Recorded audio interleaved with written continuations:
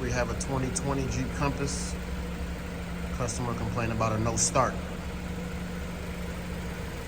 Now, a lot of you won't know that this truck not only has the main battery, but it also has an auxiliary battery, which is a smaller battery. This is a brand new battery. The big one is a brand new battery.